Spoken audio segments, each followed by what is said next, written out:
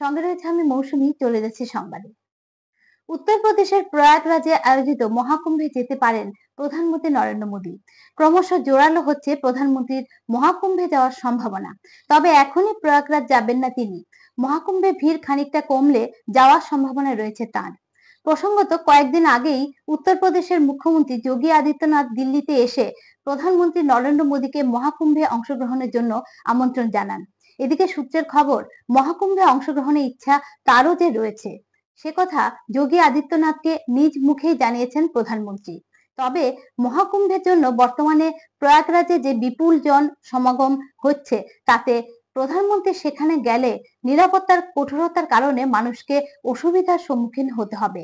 সেই সম্ভাবনার কথা মাথায় রেখে কিছুদিন পরে প্রধানমন্ত্রী প্রয়াগরাজ যেতে পারেন বলে সূত্রের খবর। এক অনুষ্ঠানের মাধ্যমে বৃহস্পতিবার রাজধানীর মনোরঞ্জন দেববর্মা স্মৃতি পুলিশ মাঠে পুলিশ সপ্তাহ উদযাপন করা হয়। এদিন আয়োজিত অনুষ্ঠানে উপস্থিত ছিলেন রাজ্যের মুখ্যমন্ত্রী ডক্টর মানিক সাহা এবং রাজ্য পুলিশের মহানির্দেশক অমিতাভ রঞ্জন সহ রাজ্য পুলিশের প্রশাসনের উচ্চ পদস্থ আধিকারিকরা। পুলিশ সপ্তাহ অনুষ্ঠানে প্যারেডে মোট 8টি প্লাটুন অংশগ্রহণ করেন। অনুষ্ঠানে মুখ্যমন্ত্রী বেস্ট পুলিশ অফিসার এবং বেস্ট পুলিশ স্টেশনের অফিসারদের হাতে পুরস্কার তুলে দেন।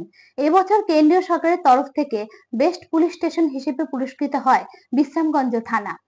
মুখ্যমন্ত্রী হাত ধরে শংসাপত্র তুলে দেওয়া হয় বিশ্রামগঞ্জ থানার পুলিশ আধিকারিকের হাতে। অনুষ্ঠানে মুখ্যমন্ত্রী তার ভাষণে বলেন, 2024 সালে যে নির্বাচনগুলি অনুষ্ঠিত হয়েছে তা খুব শান্তিপূর্ণভাবে হয়েছে। সেক্ষেত্রে আমাদের ত্রিপুরা পুলিশের যে ভূমিকা ছিল তা সত্যি প্রশংসনীয় বলে তিনি জানান। আমরা আগেও শুনতাম যে নির্বাচন নাকি উৎসবের মেজাজে হয়। আমার জানা নেই আগে কি উৎসবের মেজাজে হয়েছে নির্বাচন, কিন্তু এখন আমরা যেটা বলি তা করে দেখাচ্ছি বলে মুখ্যমন্ত্রী জানান।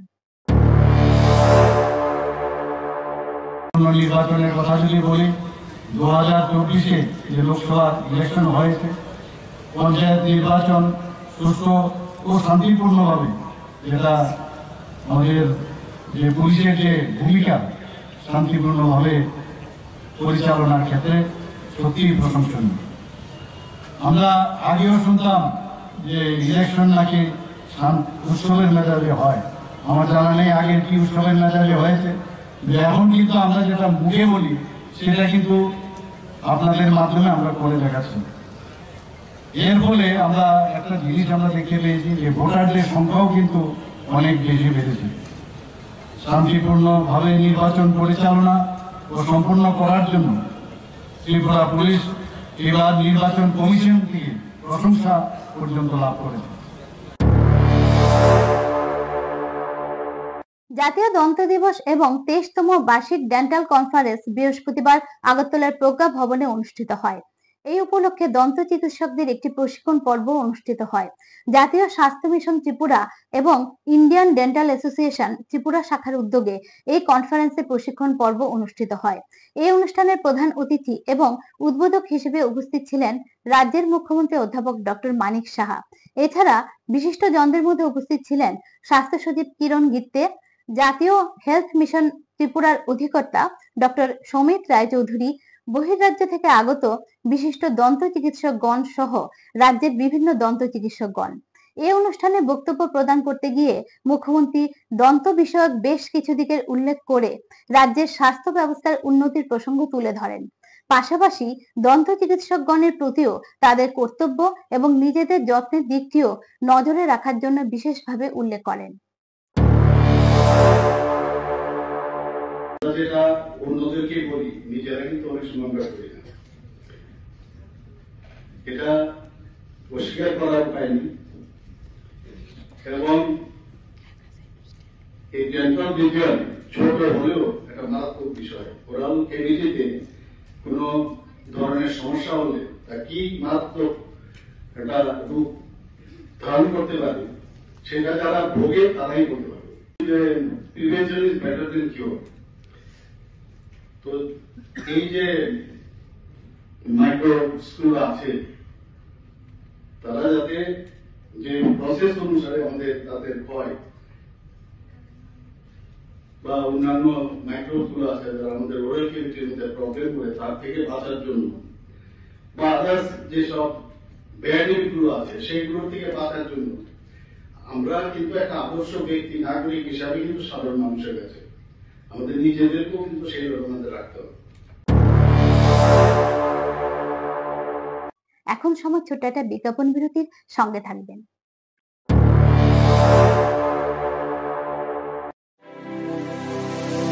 North east institute of nursing science Tripura রাজ্যে বিশ্বমানের পরিকাঠামোর সাথে ডিজিটাল ক্লাসরুম, নিজস্ব হসপিটাল ও দক্ষ ফ্যাকাল্টির দ্বারা BSc nursing, GNM nursing, ANM nursing course পরিচালিত করছে।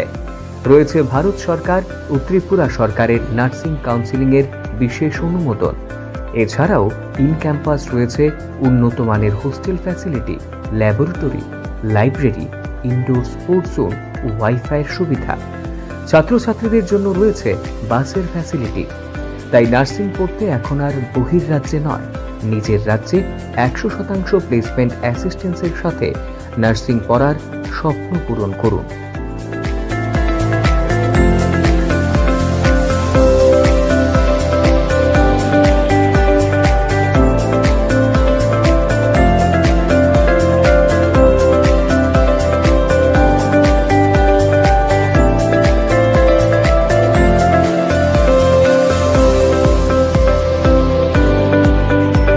ভর্তির জন্য আজই যোগাযোগ করুন north east institute of nursing science, Agartala, Amtali bypass. Phone নম্বর 7085155609, 7005127202, 038123150006, 8257808056 অথবা ভিজিট করুন www.neins.ind.in, a unit of Devlook Hospital.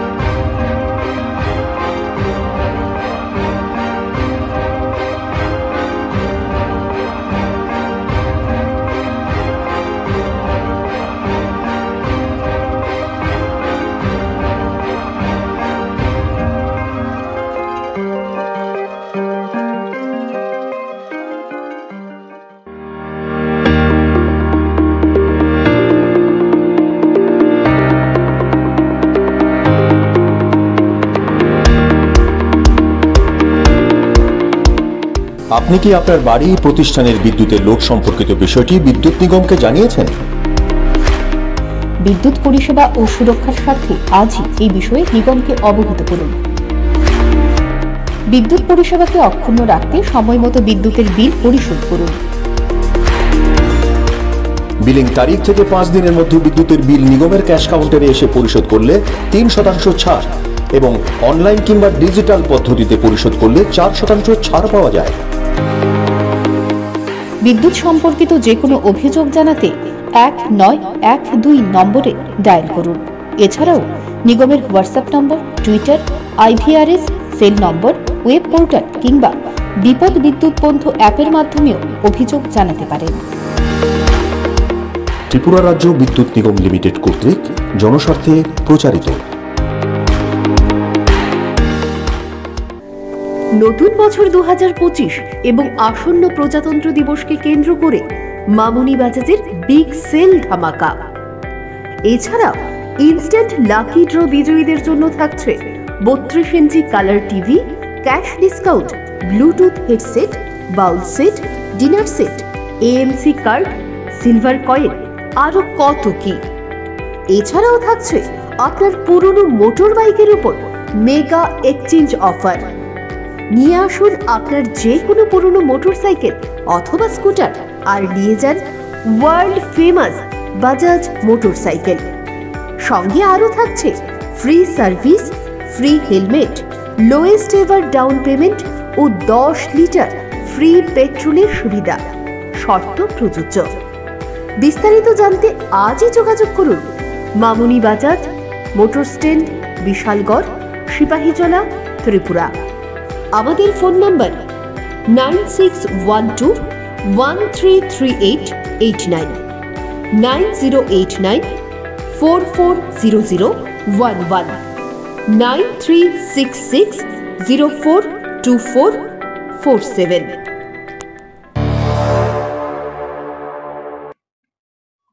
সংবাদে সকলকে স্বাগত।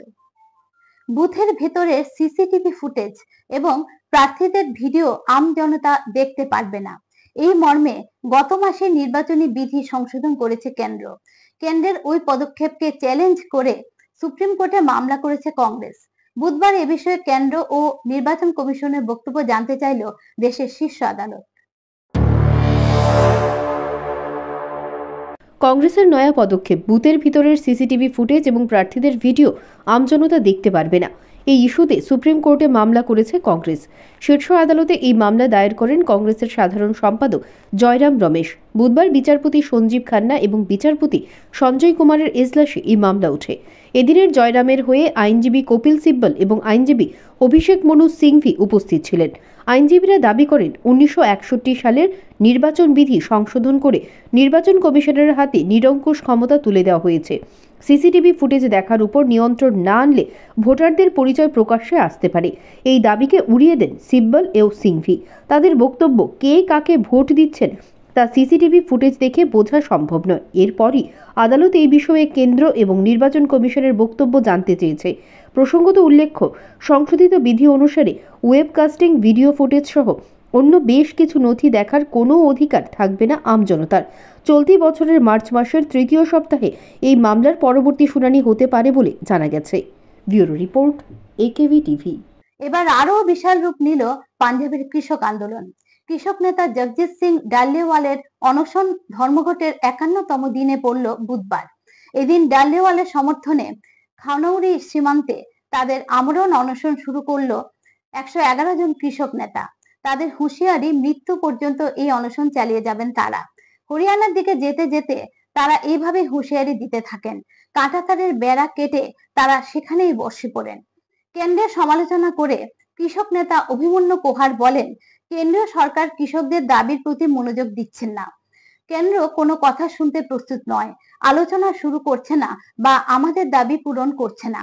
কৃষকরা আবেগপ্রবণ এবং তারা বলছে যে তারাও ডাল্লেওয়ালের পথ অনুসরণ করবে এবং শান্তিপূর্ণভাবে অনির্দিষ্টকালের জন্য অনশন শুরু করবে। অবশেষে গাজায় যুদ্ধবিরতি সম্ভব হলো। বুধবার গাজায় যুদ্ধবিরতিতে সম্মত হয়েছে হামাস ও ইসরায়েল। প্রসঙ্গত, গত 1.5 বছর ধরে চলা ধ্বংসযজ্ঞে প্রাণ হারিয়েছেন কমপক্ষে 46,000 মানুষ, ঘরছাড়া হয়েছে কয়েক লক্ষ। এই অবস্থায় বন্দি মুক্তির বিনিময়ে গাজায় শান্তি চুক্তির কৃতিত্ব দাবি করলেন হবু মার্কিন প্রেসিডেন্ট ডোনাল্ড ট্রাম্প। তার দাবি, ঐতিহাসিক যুদ্ধবিরতি সম্ভব হয়েছে গত নভেম্বরে আমেরিকায় তার নেতৃত্বে রিপাবলিকানরা ফিরে আসাতে। বুধবার ইসরায়েল হামাসের যুদ্ধবিরতির পরই তার ট্রুথ সোশ্যাল নেটওয়ার্ক থেকে জাতির উদ্দেশ্যে বার্তা দেন ডোনাল্ড ট্রাম্প। তিনি বলেন, মধ্যপ্রাচ্যে বন্দীদের জন্য আমাদের চুক্তি রয়েছে, শীঘ্রই তাদের মুক্তি দেওয়া হবে। ধন্যবাদ। তখনও পর্যন্ত এই বিষয়ে হোয়াইট হাউস থেকে আনুষ্ঠানিক ঘোষণা করেননি বাইডেন। পরে আরো একটি সোশ্যাল পোস্টে যুদ্ধবিরতির কৃতিত্ব দাবি করেন ট্রাম্প। দেশের স্বাধীনতার জন্য নিজের জীবন বলিদানকারী সর্বকনিষ্ঠ বিপ্লবী শহীদ ক্ষুদিরাম বসুর প্রতি সম্মান জানিয়ে বৃহস্পতিবার বনমালীপুর বিধানসভার অন্তর্গত ক্ষুদিরাম বসু ইংলিশ মিডিয়াম স্কুলে নবনির্মিত শহীদ ক্ষুদিরামের মর্মর মূর্তির উদ্বোধন করেন সাংসদ রাজীব ভট্টাচার্য। এ সম্পর্কে এদিন তিনি বলেন, এর ফলে দেশের ভবিষ্যৎ প্রজন্ম দেশের বীর সেনানীদের সম্পর্কে আরো জানতে পারবে। পাশাপাশি এদিন ছাত্রীদের বাইসাইকেল বিতরণ করে সাংসদ রাজীব ভট্টাচার্য বলেন, মেয়েদের বিদ্যালয়ে আসা যাওয়ার সুবিধার জন্য সরকারের পক্ষ থেকে এই সাইকেল প্রদানের ব্যবস্থা নেওয়া হয়েছে। এতে ছাত্রীরা উপকৃত হবে। এদিন তিনি বলেন, দেশের মেয়েদের তথা নারীদের উন্নয়নে এবং তাদের আত্মনির্ভর করার জন্য প্রধানমন্ত্রী কাজ করছেন। পার্লামেন্টে মহিলা বিল পাশ করা হয়েছে। পাশাপাশি রাজ্য সরকারের মাতৃশক্তির বিকাশে বিভিন্ন প্রকল্প গ্রহণের মাধ্যমে কাজ করে যাচ্ছে। সবাই জানি যে আমাদের এই ভারতবর্ষের একটা পরম্পরা রয়েছে যে আমাদের মাতৃশক্তিকে জাগরণ করা, এবং আপনারা জানেন ইতিমধ্যে আমাদের দেশের যশস্বী প্রধানমন্ত্রী নরেন্দ্র মোদীজির নেতৃত্বে সরকার মহিলা বিল পার্লামেন্টে পাস করা হয়েছে। অর্থাৎ মহিলাদের যে সংরক্ষণ, মহিলাদের আত্মনির্ভর করা, সেই লক্ষ্যমাত্রা রেখে আমাদের যশস্বী প্রধানমন্ত্রী কাজ করছেন। তৎসঙ্গে আমাদের এই ত্রিপুরা রাজ্যেও আমাদের এই ডাবল ইঞ্জিনের সরকার মাতৃশক্তিকে জাগরণ করার জন্য বিভিন্ন পরিকল্পনার মাধ্যমে তাদেরকে উৎসাহিত করার একটা প্রয়াস চলছে। সিদ্ধান্ত নিয়েছে মেয়েদের সাইকেল, অর্থাৎ বাড়িতে আসা যাওয়া, প্রাইভেট টিউটার যেখানেই যাবে মেয়েদেরকে সাইকেল প্রদান করার একটা আমাদের সরকার সিদ্ধান্ত নিয়েছে। এবং সেই মোতাবেক আজকে ক্ষুদিরাম বসু ইংলিশ মিডিয়াম স্কুলেরও যারা ক্লাস 9-এর ছাত্রীরা রয়েছেন তাদের মধ্যে আমাদের এই সাইকেল বিতরণের আজকে আয়োজন করা হয়েছে। ত্রিপুরা প্রদেশ যুব কংগ্রেসের উদ্যোগে বৃহস্পতিবার আগরতলা টাউন হলে উত্তর পূর্বাঞ্চল যুব কংগ্রেস সম্মেলন অনুষ্ঠিত হয়। এই সম্মেলনে উপস্থিত ছিলেন সর্বভারতীয় যুব কংগ্রেসের সভাপতি উদয় ভানু চিব এবং সর্বভারতীয় যুব কংগ্রেসের ইনচার্জ কৃষ্ণ আল্লাভারু। এছাড়া উপস্থিত ছিলেন রাজ্যের কংগ্রেসের পর্যবেক্ষক ক্রিস্টোফার তিলক সহ বিভিন্ন প্রদেশ কংগ্রেস এবং যুব কংগ্রেস নেতৃত্ব সহ উত্তর পূর্বের যুব কংগ্রেসের নেতৃত্ব। এদিন শহীদদের প্রতি শ্রদ্ধা জানিয়ে এই সম্মেলনে কাজ শুরু হয় প্রদীপ প্রজ্বলনের মাধ্যমে। সম্মেলনে সিডব্লিউসি মেম্বার তথা বিধায়ক সুদীপ রায় বর্মন সহ সর্বভারতীয় যুব কংগ্রেস নেতৃত্ব প্রমুখ বক্তব্য রাখেন এবং নেতৃত্ব ও কর্মীদের বিভিন্ন দিশা নির্দেশ করেন। सभी साथियों को एक साथ मिलकर काम करना है, इन सभी ताकतों से लड़ना है और मुश्किल नहीं है। अगर आप जो भी कर रहे हो, देखिए आइडिया बदलाव तो आ रहा ही है और बदलाव आगे रहेगा, पर जो आप लोग आगे सामने ढाल बन के रहोगे तो ये बदलाव जल्दी आ जाएगा। और जितना कुछ सीनियर लीडरशिप है, यहां पे एक्स सीएम भी हमारे साथ हैं, पीसीसी प्रेसिडेंट हैं, एमएलए रहे हैं, सब कुछ रहे हैं, उनसे हमें गाइडेंस भी लेनी है और हमेशा लेते रहेंगे। लेकिन आप लोगों के लिए हम अपनी जवानी यूथ कांग्रेस के लिए, देश के लिए दे रहे हैं। अगर अभी भी हम एक साथ आगे नहीं बढ़ेंगे तो देश के साथ साथ अपने करियर के लिए अपने साथ भी हम धोखा कर रहे हैं। तो एक साथ होके इन ताकतों से গোপন খবরের ভিত্তিতে ফের সাফল্য পেল পূর্ব থানার পুলিশ। বুধবার রাজধানীর কলেজটিরা এলাকা থেকে 3 জন নেশা কারবারি সহ লক্ষাধিক টাকার নেশা সামগ্রী আটক করেছে পূর্ব আগরতলা থানার পুলিশ। বৃহস্পতিবার এ বিষয়ে সদর এসডিপিও দেবপ্রসাদ রায় জানান, বুধবার পূর্ব থানার ওসি রানা চ্যাটার্জির কাছে গোপন সূত্রে খবর আসে যে কলেজটিরা এলাকায় কয়েকজন নেশা কারবারি অটোতে করে যাত্রী সেজে এসে নেশা সামগ্রী বিক্রি করছে। সেই মোতাবেক পুলিশ ওই এলাকায় অভিযান চালিয়ে 3 জন নেশা কারবারিকে আটক করে। এর পাশাপাশি একটি অটো সহ 370টি নেশা জাতীয় কৌটা উদ্ধার করা হয় বলে তিনি জানান। বৃহস্পতিবার এদেরকে আদালতে হাজির করা হয়েছে বলে জানা গেছে। গতকালকে পূর্ব থানা ওসি রানা চ্যাটার্জির কাছে সুস্পষ্ট খবর আসে সোর্সের মাধ্যমে যে ওরা এমবিবি কলেজের আশেপাশে ঘোরাফেরা করছে এবং বিভিন্ন কলেজ স্টুডেন্ট বা আশেপাশে যারা ইয়াত ক্লাস যারা আছে ওদের কাছে এগুলি বিক্রি করার জন্য একটা ভালো অ্যামাউন্টের ব্রাউন সুগার এগুলি নিয়ে ঘুরছে। তো অ্যাকর্ডিংলি রানা চ্যাটার্জির সঙ্গে আরও কলেজলা আউটপোস্টের ওসি এবং অন্যান্য অফিসাররা একটা টিম এদেরকে কলেজের নিচে যে রাস্তাটা নিচের দিকে চলে গেছে ওইখানে প্লেন ক্লথ এবং ইউনিফর্মে ওদেরকে আটকায়। তো আটকানোর পর ওদের কাছ থেকে টোটাল 3 জনকে অ্যারেস্ট করা হয়েছে, মানে আটক করা হয়েছে। প্রথমে একটা মিঠুন রায়, বিবেক রায় এবং রাজীব বিশ্বাস, এদের বাড়ি যথাক্রমে একজনের বাড়ি হচ্ছে কাটাশৌলা, দুজন কাটাশৌলা আর একজন রানীবাজার। রাজ্যের অন্যতম স্বনামধন্য শিক্ষা প্রতিষ্ঠান এনআইটি 17তম সমাবর্তন অনুষ্ঠান হতে চলেছে আগামী 18ই জানুয়ারি। স্বামী বিবেকানন্দ সেমিনার হলে অনুষ্ঠিত হবে এই অনুষ্ঠান। প্রধান অতিথি হিসেবে উপস্থিত থাকবেন পদ্মশ্রী প্রফেসর অজয় কুমার রায়। তিনি শিবপুর আইআইটিএসটির প্রাক্তন ডাইরেক্টর, খড়গপুর আইআইটির রিটায়ার্ড প্রফেসর। এই সমাবর্তন অনুষ্ঠানের মাধ্যমে 48 জনকে পিএইচডি, 86 জনকে এমটেক, 26 জনকে এমসিএ, 23 জনকে এমবিএ, 30 জনকে এমএসসি, 844 জনকে বিটেক, 55 জনকে বিএস, 20 জনকে বিটি, 39 জনকে বিএসএমএস এবং 5 জনকে বিটিএমটি গ্রাজুয়েট ডিগ্রি সার্টিফিকেট প্রদান করা হবে। এই বিষয়ে বৃহস্পতিবার আগরতলা প্রেস ক্লাবে এক সাংবাদিক সম্মেলন অনুষ্ঠিত হয়। এই সাংবাদিক সম্মেলনে আরো জানানো হয় যে 2023-24 সালে বিটেক ডিগ্রিধারী ছাত্রছাত্রীদের বিভিন্ন সংস্থায় চাকুরি প্রদানের হার ছিল 80.88%। 753 জন ছাত্রছাত্রী এতে অংশগ্রহণ করে এবং 609 জন বিভিন্ন সংস্থায় প্লেসমেন্ট পেয়ে যায়। সর্বোচ্চ প্যাকেজ ছিল 52 লক্ষ প্রতি বছর। এই বিষয়ে জানান এনআইটির অধিকর্তা অধ্যাপক এস কে পাত্র। এই সাংবাদিক সম্মেলনে এদিন অন্যান্য অধ্যাপকরাও উপস্থিত ছিলেন।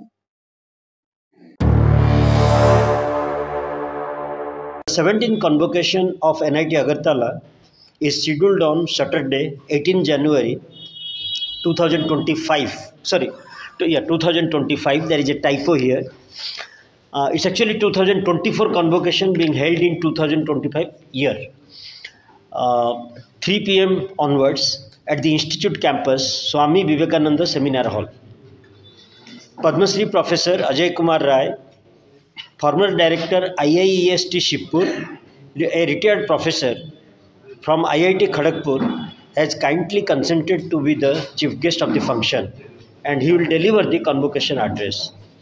Shri Binod Bauri, Chairman of our Board of Governors, will preside over the function.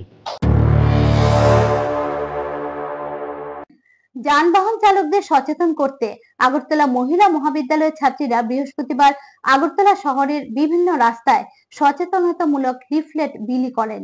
মহিলা মহাবিদ্যালয়ের এনএসএস ইউনিটের উদ্যোগে এই সচেতনতামূলক কর্মসূচিতে বাইক, টমটম, অটো চালকদের সচেতন করা হয়।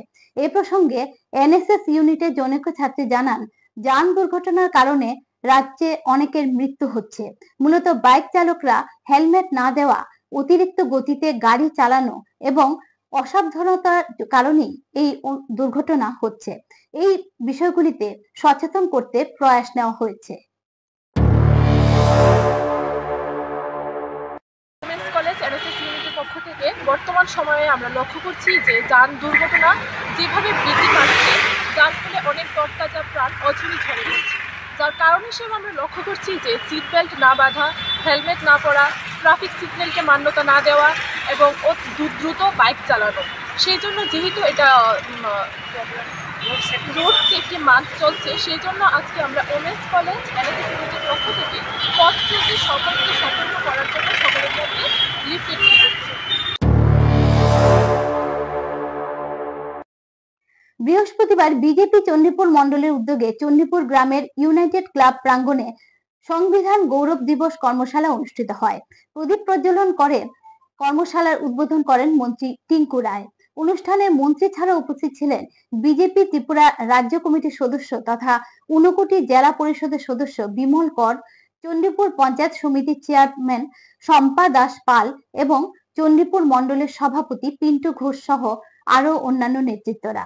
অনুষ্ঠানে চণ্ডীপুর বিধানসভা কেন্দ্রের অধীন 59টি বুথের বুথ সভাপতিদের হাতে ডায়েরি তুলে দেন মন্ত্রী টিঙ্কু রায়। তাছাড়াও চণ্ডীপুর বিধানসভা কেন্দ্রের বিভিন্ন এলাকার 40 জন তপশিলি জাতির সমাজপতিদের সংবর্ধিত করেন মন্ত্রী টিঙ্কু রায়। আমাদের ভারতীয় জনতা পার্টির কার্যকর্তা যারা রয়েছে সকলেই সংবিধান দিবস উদযাপন করা, এটার মূল উদ্দেশ্য হচ্ছে স্বাধীনতার আমাদের 78 বছর এবং আমাদের সংবিধান গৃহীত 75 বছর পূর্তি উপলক্ষে, অর্থাৎ আমাদের সংবিধান গৃহীত হয়েছে 26শে জানুয়ারি 1950 সাল, তার থেকে আমরা যদি দেখি আজকের এই 75 বছর পূর্তি উদযাপন হবে।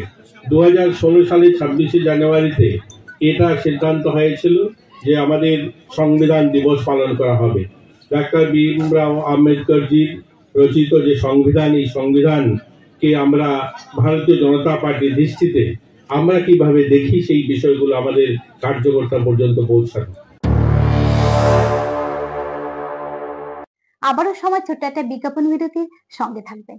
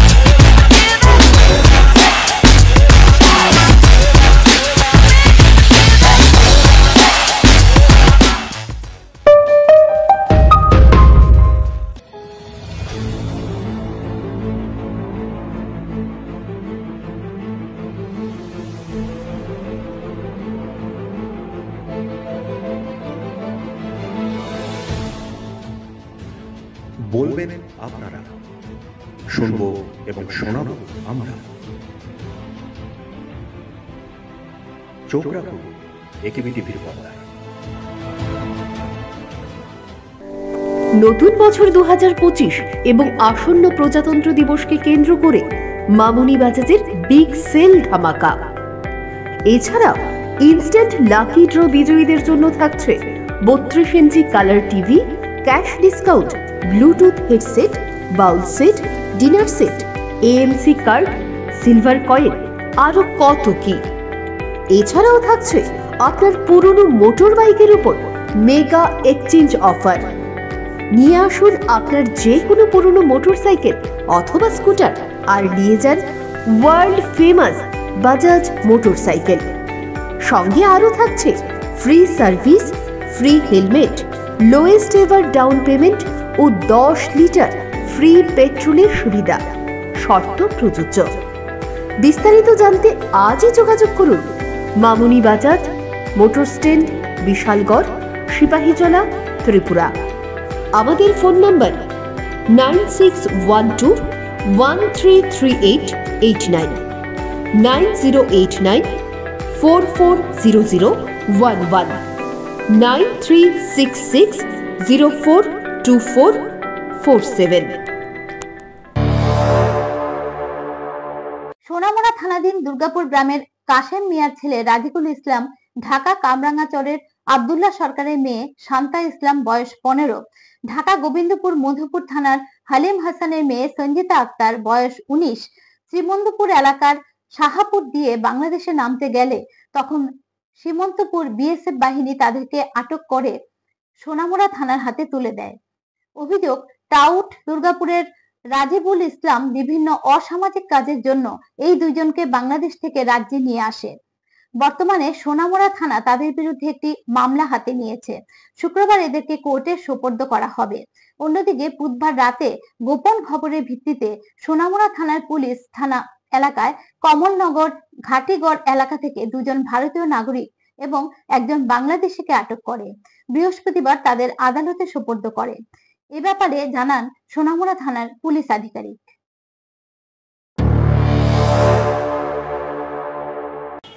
তিনজন লোক সাসপেক্টেড, তিনজন লোক ঘোরাফেরা করতেছে, তো পাবলিক ডিটেইন করছে, ঠিক আছে। তো সেই অনুসারে আমাদের থানার সাব ইন্সপেক্টর তপন দাস ওইখানে গেছে এবং ওইখানে গিয়ে সেরা 3জন লোকেরই ডিটেন করে থানাতে নিয়ে আসে। এর মধ্যে দেখা গেছে একজন বাংলাদেশি আর 2জন ইন্ডিয়ান, সম্ভবত তাদের সাহায্য নিয়েই তারা ইন্ডিয়াতে ঢুকছে। তারপর আজকে 16 তারিখ আমাদের সোনামুড়া থানার আন্ডারে সীমন্তপুর বিউপি একজন অফিসার আর 3জন লোকরে ডিটেন করে থানাতে জমা দিছে। এর মধ্যে 2জন মহিলা যাদের মানে পরিচয় জানা গেছে বাংলাদেশি, আর একজন পুরুষ লোক যে ইন্ডিয়ান, সোনামুড়া এরিয়াতে তার বাড়ি। সম্ভবত সে মানে তার সহযোগিতায় সে মানে তারা ইন্ডিয়াতে প্রবেশ করতে পারছে। গোটা রাজ্যের সঙ্গে সংগতি রেখে বৃহস্পতিবার থেকে সোনামুড়া মহকুমার নওছড়ে শুরু হলো সরকারি সহায়ক মূল্যে 4 দিন ব্যাপী কৃষকদের ধান ক্রয় কর্মসূচি। এদিন অনুষ্ঠানে উদ্বোধন করেন নওছড় কৃষি মহকুমার এগ্রি স্ট্যান্ডিং কমিটির চেয়ারপারসন লোকজিৎ দেবনাথ। অনুষ্ঠানে তিনি বলেন, রাজ্য সরকারের কৃষক দরদি ভাবনারই প্রতিফলন সরকারি সহায়ক মূল্যে ধান ক্রয় প্রক্রিয়া। এর কারণ রাজ্য ও কেন্দ্রীয় সরকারের লক্ষ্য কৃষকদের আয় দ্বিগুণ করে তাদেরকে আত্মনির্ভর করা। সেই লক্ষ্যেই চলতি মরশুমে প্রতি কেজি ধান 23 টাকা মূল্যে ক্রয় করছে সরকার, জানালেন নওছড় কৃষি মহকুমা এগ্রি স্ট্যান্ডিং কমিটির চেয়ারপারসন। 4 দিনের এই কার্যক্রমে মোট 300 MT ধান ক্রয়ের লক্ষ্যমাত্রা রয়েছে। নওছড় কৃষি মহকুমার আওতাধীন মোট 52 জন কৃষক ধান বিক্রির জন্য রেজিস্ট্রেশন করেছেন। কৃষি দপ্তরের উদ্যোগে আমাদের যে ন্যূনতম সহায়ক মূল্যে ধান ক্রয় কৃষকদের কাছ থেকে নেওয়া হচ্ছে ধান, সেটা এবার আমাদের প্রতি কেজি ধান 23 টাকা, মন 920 টাকা। তো আমাদের 4 দিন ব্যাপী হবে এই কর্মসূচি। আজকে 16 তারিখ, 16, 17, 18 এবং 19 এই 4 দিন হবে। আমাদের টার্গেট 300 মেট্রিক টন। তো যেহেতু এবার প্লাটে এফেক্টেড হয়েছে, হয়তোবা আমাদের টার্গেট ফুলফিল নাও হতে পারে, তবু আমরা কৃষকদেরকে আমরা আহ্বান করেছি আপনারা সবাই আসুন, এবং ওনাদেরকে এবার আরেকটা অভিনব, তাদেরকে আমাদের জলের ব্যবস্থা এবং সামান্য টিফিনের ব্যবস্থা করার জন্য আমরা উদ্যোগ নিয়েছি। করিলং শিশুবিহার এলাকার বাসিন্দা পেশায় কাঠমিস্ত্রি দুলাল সূত্রধরের বাড়িতে বাড়ির লোকজনের অনুপস্থিতির সুযোগকে কাজে লাগিয়ে কে বা কারা চুরি কাণ্ড সংঘটিত করে বলে অভিযোগ। জানা যায়, বাড়ির মালিক দুলাল বাবু সহ ওনার পরিবারের লোকজন কল্যাণপুর কুঞ্জবন এলাকায় কোনো এক নিকট আত্মীয়ের বাড়িতে সামাজিক অনুষ্ঠানে যোগ দিতে গেলে ওনার বাড়ি সম্পূর্ণ ফাঁকা ছিল। সেই সুযোগকে কাজে লাগিয়ে কে বা কারা এই চুরি কাণ্ড সংঘটিত করে। পরবর্তীতে দুলাল বাবু সহ ওনার পরিবারের লোকজন বাড়ি ফিরে এসে তা দেখতে পেয়ে খবর দেয় তেলিয়ামুড়া থানায়। ঘটনার খবর পেয়ে তেলিয়ামুড়া থানার পুলিশ ঘটনাস্থলে পৌঁছায় এবং তদন্তে নামে। কিন্তু তেলিয়ামুড়া থানা এলাকায় সন্ধ্যা রাতে চুরির ঘটনায় চাঞ্চল্য দেখা দিয়েছে স্থানীয়দের মধ্যে। আচ্ছা, সাতদিন নিমন্ত্রণ দেখেছিলাম আমরা সব ফ্যামিলি এক করে গেছি, ঘর বাড়ি তালা দিয়া, তালা আমরা গেছি। ধরুন আমরা যাওয়ার পরে 7টা বাজে বাইক ঢুকছি, 7টা বাজে বাইক ঢুকছি, গেট তো সামনে তালা ঠিক আছে, তালা খুলছে আমার বই খুললে ঘর উঠানো আছে, উঠানো এসে মেইন ঘরে তালা খুলছে, ঠিক আছে। এরপরে মেইন ঘরে তালা খুললে দেখে ঘরের মাঝখানে এই সমস্ত জিনিসপত্র লুটপাট কইরা ভাঙ্গে সিঙ্গে সব সাজাইতে রাখছে, খোলা মেলা দরজা, সুকেস, ডয়ার, ওই পয়সার একটা ইয়ে আসলো নিচে ব্যাংক আসলো, ব্যাংক থেকে ভাঙছে ভাইয়া। হ্যাঁ, এরপরে এর ভিতরে আসলো টাকা আসলো, ডয়ার আসলো 5,000 টাকা, আমার সুবিধা আসলো 5,000 টাকা, সোনে একটা সিন আসলো, একটা আংটি আসলো, মায়ের 2 জোড়া কানে আসলো, এবার নাগের আসলো, এরপরে নাগের আসলো আসলো একটা, গলার আসলো একটা, অন্তত এক। এখনকার মতো খবর এ পর্যন্তই। পরবর্তী সংবাদ দেখার জন্য চোখ রাখুন AKB টিভির পর্দায়। নমস্কার।